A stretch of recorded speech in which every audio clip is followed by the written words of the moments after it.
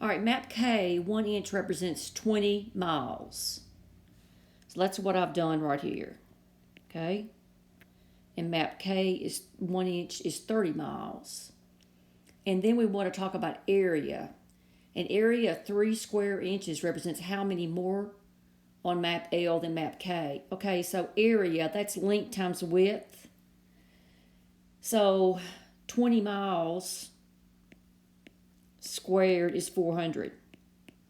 And of course, that's going to be 1 square inch. But we're talking about 3 square inches. So I need to multiply 3 times 400. 3 and 4 is 12. That's 1,200.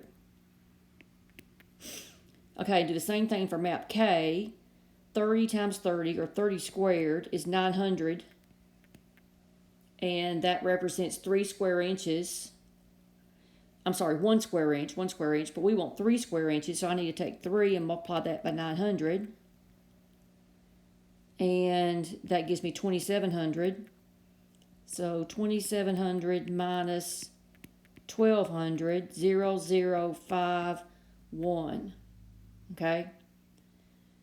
And so your answer is E. Now, to go a little bit further, just in case, that is an inch on each side. Pretend that's an inch on each side. And an inch is 20 miles on map K.